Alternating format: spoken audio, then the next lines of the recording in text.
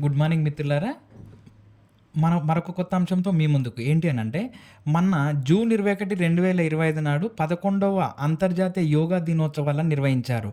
ఇక్కడ వేదిక వచ్చేసి విశాఖపట్నంలోని ఆర్‌కే బీచ్, రామకృష్ణ బీచ్‌లో నిర్వహించారు భోగాపురం వరకు. తర్వాత విశాఖపట్నం మనకు ఆంధ్రప్రదేశ్‌లో ఉంది. అది మనకు తెలుసు. తర్వాత ఇక్కడ దీని యొక్క 11వ అంతర్జాతీయ యోగా దినోత్సవాల యొక్క థీమ్ ఏంటి అనంటే, yoga for one earth one health. అంటే ఒకే భూమి ఒకే ఆరోగ్యం కోసం యోగా. ప్రపంచ మానవాళి అంతా కూడా ఒకే భూమిపై నివసించి ఉంది. అలాగే అందరూ కూడా ఒకే రకమైన ఆరోగ్యాన్ని పొందాలి అనంటే యోగా చేయాలి అనేటటువంటి నినాదంతోటి దీన్ని నిర్వహించారు.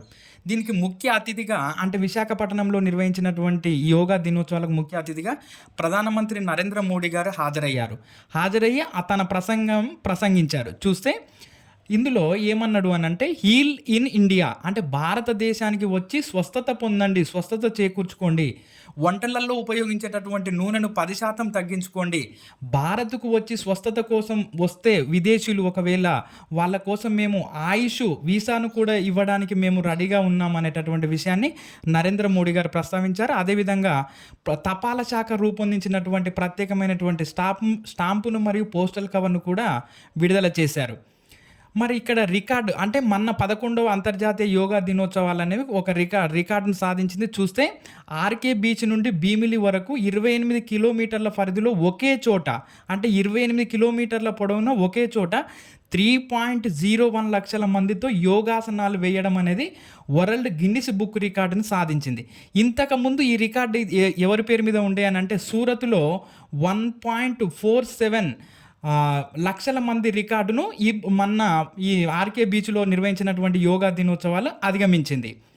అదేవిధంగా మనకు ఇక్కడ యోగా అనంతరం నరేంద్ర మోడీ గారు రాంబిల్లాలో ఉన్నటువంటి అనకాపల్లిలోని ఐఎన్ఎస్ వర్షాను సందర్శించారు. ఇది మనకి ఇప్పుడు ఉన్నటువంటి కరెంట్ అఫైర్స్ సంబంధించినటువంటి సమాచారం.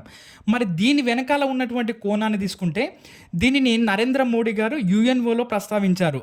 ప్రపంచ శాంతిని సాధించాలి అని అంటే యోగా చేయాలి అనేటటువంటి కోణంలో ప్రతిపాదించగా, యుఎన్ఓ ఏం చేసింది అని అంటే, మోడీ గారు మీరు ఇచ్చినటువంటి ప్రతిపాదన బాగా ఉందని చెప్పేసి 2015 నుండి యోగా దినోత్సవం జరపాలి జూన్ 21 అని చెప్పేసి ప్రపంచ యోగా దినోత్సవంగా జరుపుతున్నాం జూన్ 21. అప్పటి నుండి మనము 2015 నుండి 2025 వరకు 11వ యోగా అంతర్జాతీయ దినోత్సవం ఇది. అప్పటి నుండి ఏం చేస్తున్నామంటే ఒక్కొక్క దినోత్సవాన్ని ఒక్కొక్క థీమ్తో నిర్వహిస్తున్నాం.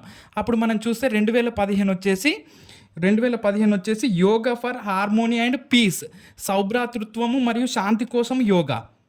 2016 వచ్చేసి యోగా ఫర్ అచీవ్మెంట్ ఎస్డిజి, అంటే స్థిరమైన అభివృద్ధి లక్ష్యాల సాధన కోసం యోగా చేయాలి. 2017 వచ్చేసి యోగా ఫర్ హెల్త్, ఆరోగ్యం కోసం యోగా. 2018 యోగా ఫర్ పీస్, అంటే శాంతి కోసం యోగా. 2019 వచ్చేసి యోగా ఫర్ క్లైమేట్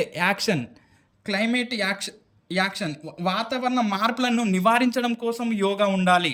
తర్వాత 2020లో వచ్చేసి yoga at homes, yoga with family, ఇంట్లో యోగా, కుటుంబంతో యోగా. తర్వాత 2021లో వచ్చేసి యోగా ఫర్ వెల్నెస్, సంపూర్ణ శ్రేయస్సు కోసం యోగా చేయాలి. అంటే ఒక్కొక్క దానిని ఒక్కొక్క థీమ్తో నిర్వహిస్తూ వస్తున్నారు.